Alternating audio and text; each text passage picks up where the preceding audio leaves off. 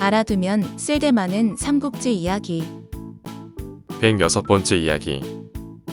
천수성에 그런 인물이 있을 줄이야.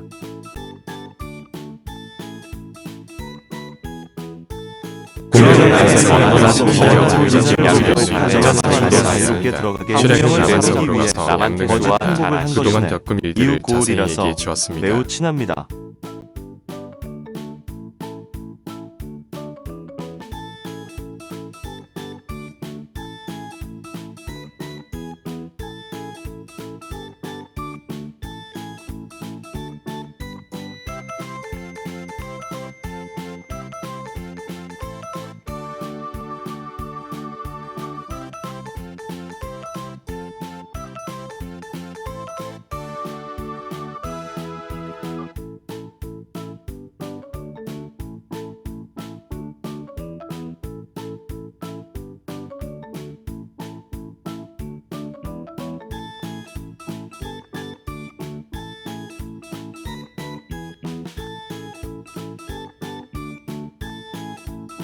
그게 사실이요.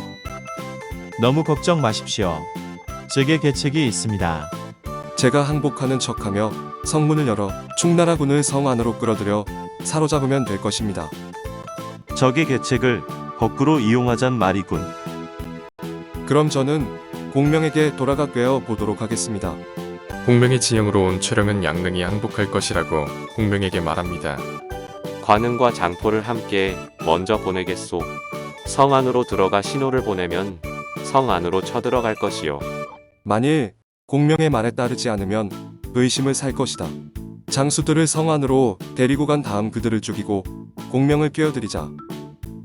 관음과 장포를 불러오너라. 공명은 관음과 장포를 불러 계책을 일러주었습니다. 공명의 밀계를 받은 관음과 장포는 안정군 속에 섞여 남한성으로 향했습니다. 이윽고 남한성 앞에 당도하였습니다. 최량은 자신의 계획을 적은 편지를 화살에 매달아 남한성으로 쏘아 보냅니다. 공명은 조심스러운 자라 먼저 두 장수를 딸려 보냈네. 조금도 놀라지 말고 성문을 열어주게. 성 안으로 들어가자마자 이 두 놈을 죽이면 될 것이네. 양릉은 곧 최량의 편지를 들고 하후무에게로 갔습니다. 공명이 우리의 계책에 걸려들었군. 군사들을 숨겨두었다가 관음과 장포가 들어오면 성문을 닫고 죽여버리시오. 그 다음 신호를 보내 공명을 불러들인 뒤 사로잡으면 될 것이오. 안정에서 온 구원병이라면 들어와도 좋소. 문을 열어라. 어서 오게. 먼 길 오느라 수고 많았네. 이때 관음이 달려나와 양릉에게 청룡도를 휘둘러 베어버렸습니다. 내 놈들의 얕은 꾀로 어찌 감히 우리 승상을 속이려 드느냐. 최령은 도망을 치려고 하지만 그 앞에 장포가 버티고 있었습니다. 최량 역시 장포의 창에 목숨을 잃고 말았습니다. 관응은 앞을 가로막는 병사들을 베며 막루로 올라가 불을 붙였습니다. 신호가 왔구나. 진격하라. 총나라군이 쳐들어왔다고. 양릉, 최량두, 태수는 죽임을 당했습니다. 남문으로 피하십시오. 문을 열어두었습니다. 어서 가자. 하후문은 말 위에 올라 남문으로 향했습니다. 그러나 남문 앞에는 왕평이 버티고 있었습니다. 충나라군과 위나라군은 싸우기 시작했습니다. 이렇게 하여 하후문은 충나라의 포로가 되었습니다. 공명은 승리를 축하하는 잔치를 열어 여러 장수들을 위로했습니다. 승상께서는 어떻게 최량의 말이 거짓임을 아셨습니까? 처음부터 최량이 항복할 마음이 없다는 것을 알았소. 그래서 성 안으로 보낸 것이요. 최량은 내가 한 말을 일러 바칠 것이고 하후문은 내 계책을 이용하리라 짐작했소. 돌아온 그의 표정을 살펴보니 뭔가 감추고 있어 관음과 장포를 함께 보낸 것이요. 다만 이번 계책에서 내 뜻대로 되지 않은 것이 있소. 그게 무엇입니까? 천수성 태수 마준이요. 처음 안정에 있는 최량을 속여 끌어낸 것은 배서였소. 마준에게도 같은 계략을 써서 배서를 보냈으나 돌아오지 않고 있으니 계책이 틀어진 것이 분명하오. 한편 제갈량의 명을 받은 배서는 천수성을 향해 말을 달렸습니다. 하후부마의 신복인 배서라고 합니다. 충나라군이 남한성을 포위하고 있습니다. 부마께서는 성 안에서 총나라군과 싸우고 계시는데 천수와 안정에서 구원군을 보내주시기를 기다리십니다. 배서가 돌아가자 천수태수 마주는 신하들과 함께 이 일을 의논했습니다. 어찌하면 좋겠어. 하홍우님이 잘못되시면 저희도 책임을 면치 못할 것입니다. 구원병을 보내는 것이 좋겠습니다. 하지만 성을 비우고 떠날 수도 없으니 다음 날 배서는 다시 마준을 찾아갑니다. 마준은 성 밖으로 나가 배서를 맞았습니다. 안정성의 군사들은 하후 부마를 돕기 위해 떠났습니다.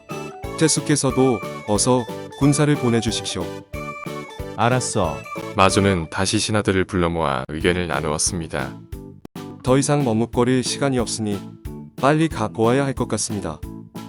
즉시 출진 준비를 하시오. 마준이 준비를 마치고 떠나려 하는데 멀리서 한 젊은 장수가 먼지를 일으키며 말을 달려왔습니다. 출진하시면 안 됩니다. 이 성을 나간다면 제갈량의 계책에 빠지게 됩니다. 내가 제갈량의 계책에 빠진다니. 제갈량이 남한성을 포위하고 있는데 하후 도독이 보낸 사람이 빠져나올 수 있겠습니까? 배서라는 이름은 들어본 적도 없습니다. 이름도 없는 장수가 촉군에 포위를 뚫고 올 수 있겠습니까? 여러 장수들은 일제히 말을 달려온 젊은이를 쳐다보았습니다. 그런데 저 젊은이는 대체 누구야? 기성에서 온 광유라는 청년이라네. 아비는 죽고 홀어머니 밑에서 컸는데 소문난 효자일 뿐 아니라 15에서 16살 무렵에는 이미 학자들도 혀를 내둘렀을 정도로 학식이 뛰어나다네. 자네 말이 아니었다면 제갈량의 계책에 속을 뻔했군. 제게 제갈량을 사로잡을 만한 계책이 서 있습니다. 강유의 계략에 따라 마주는 군사를 이끌고 성 밖으로 나아갔습니다. 성 주위에 매복해 있던 총나라 군사가 이것을 보고 즉시 조자룡에게 알렸습니다. 가자. 천수성은 이제 우리 손 안에 떨어진 것이나 다름없다. 천수성에 도착한 조자룡은 성문을 열고 항복하라고 소리치지만 성 위에 장수가 나타나 소리칩니다. 너희야말로 강유의 계책에 떨어졌음을 아직도 모르고 있느냐? 그때 뒤에서 강유의 군사들이 덮치게 됩니다. 조자룡은 강유와 창을 맞부딪히며 싸우기 시작했습니다. 강유는 조자룡에게 조금도 뒤지지 않았습니다. 그때 성을 나갔던 천수성 군사들이 되돌아왔습니다. 충나라군은 각기 앞뒤로 나뉘어 적을 맞아 싸우게 되었으니 싸움의 형세는 점점 불리해져 갔습니다. 조자룡은 강유의 추격으로 위태롭게 되었으나 고상과 장익이 달려와 구해주었습니다.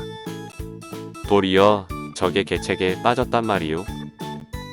적은 우리의 계책을 훤히 알고 있는 듯 했습니다. 대체 누가 나의 계책을 꿰뚫어 보았단 말이오.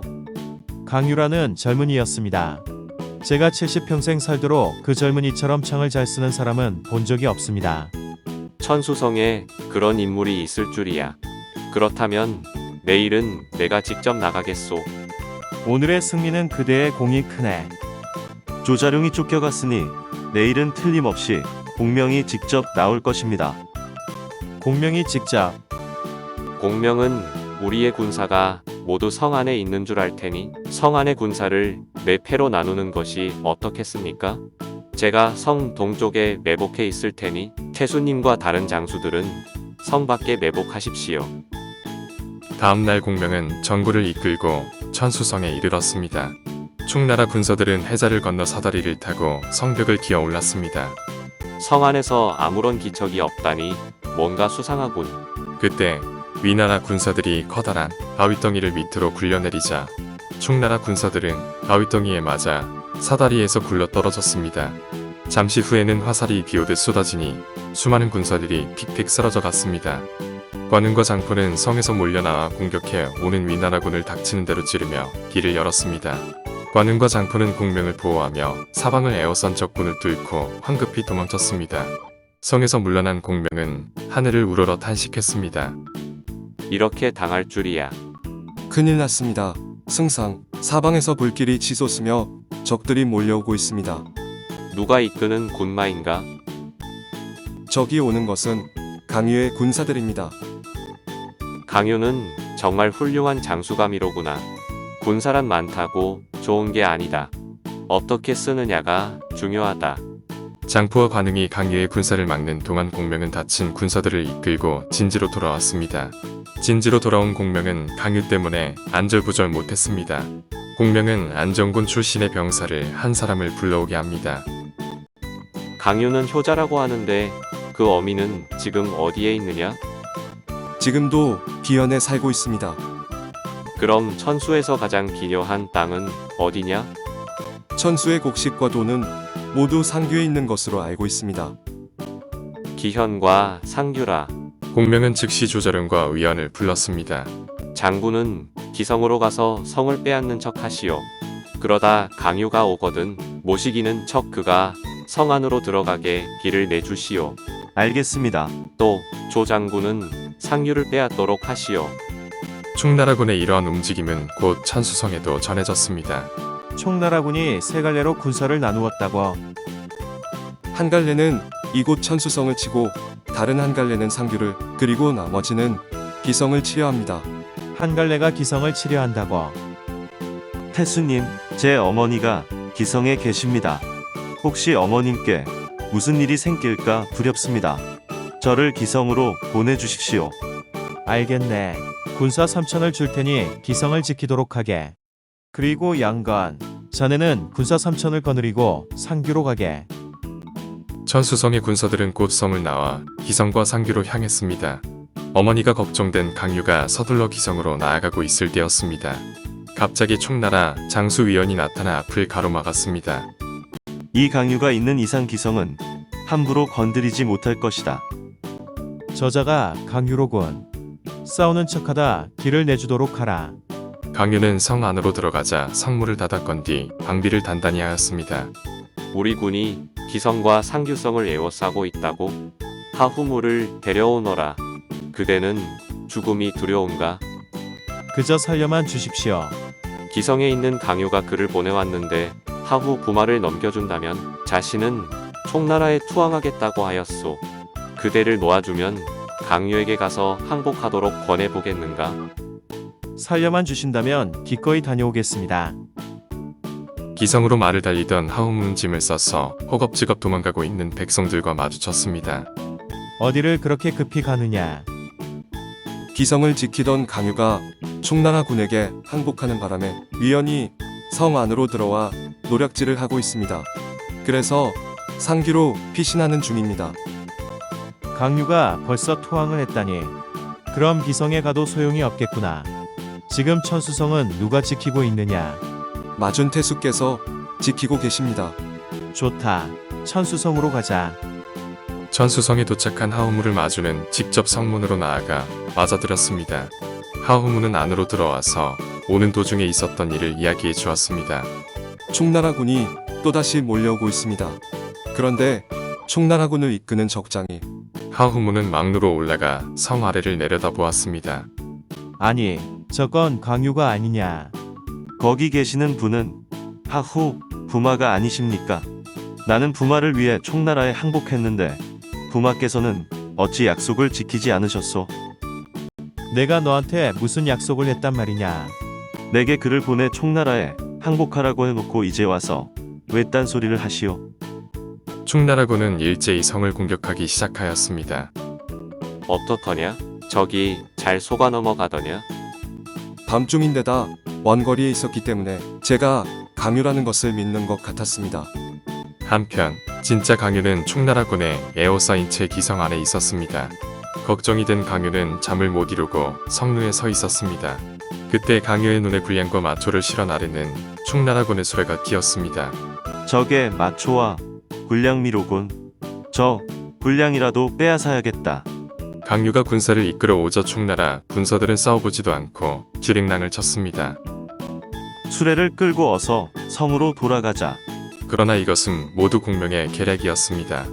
잠시 후 한 무리의 군마가 몰려왔습니다. 이어서 뒤에서도 촉군이 몰려오고 있었습니다. 강유는 불량을 실은 수레를 내팽개친 채 성으로 도망쳐 왔습니다. 강유야, 성은 벌써 우리 손에 떨어졌다.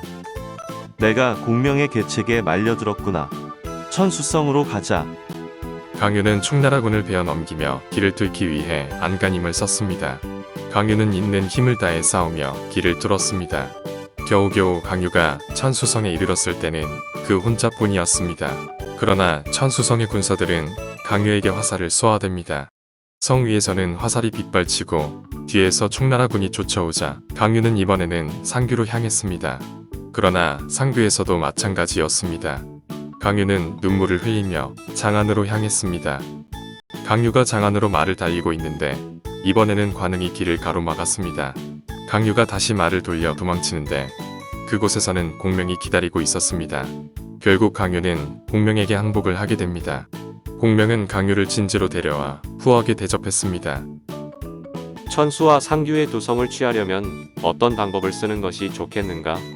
화살 2대만 쏘면 됩니다. 천수성 안에는 저와 가까운 윤상과 양서가 있습니다. 밀서 2통을 보내 난리가 일어나도록 해보겠습니다. 밀서가 그 2사람에게 전해지지 않는다 해도 효과는 충분히 있습니다. 천수성의 화살에 달린 밀서가 날려지고 그 밀서는 태소에게 전해지게 됩니다. 이건 강유가 윤상과 양서에게 보내는 밀서가 아닌가. 윤상, 양서는 강유와 매우 친한 사이였습니다. 강유와 내통하고 있는 게 분명합니다. 이 두 놈이 이를 꾸미기 전에 알게 되었으니 다행이여. 그 둘을 불러 죽여버려야겠어. 그러나 이 사실을 엿들인 사람이 윤상에게 이를 알리게 됩니다. 윤상은 말을 달려 양서의 집으로 갔습니다. 아무래도 우리 모두 강유의 계책에 말려든 것 같네. 어찌하면 좋은가. 이대로 죽을 수는 없지. 성문을 열고 총나라에 항복하는 편이 낫겠네. 자네 말대로 하겠네. 두 사람은 성 밖에 총나라군이 와 있을 것으로 짐작하고 성문을 열어 그들을 끌어들이기로 했습니다. 성문이 열리자 총나라 군서들은 일제히 성 안으로 돌격했습니다. 하웅우와 마주는 당황해서 어쩔 줄 모르다가 겨우 성을 빠져나와 강성으로 달아났습니다. 이제 상규성만 남았다. 좋은 계책이 없겠소? 상규성은 제 아우 양권이 지키고 있습니다. 제가 가서 항복하도록 달래보겠습니다. 즉시 상규로 달려간 양서가 아우 양권을 달래자 양권은 곧 성을 바치고 공명에게 항복했습니다. 공명은 이로써 기성, 천수성, 상규성의 세 성을 얻어 그 위용을 크게 떨쳤습니다. 그러자 주변에 있던 위나라의 태수들은 두려움을 느끼고 앞다투어 항복해 왔습니다.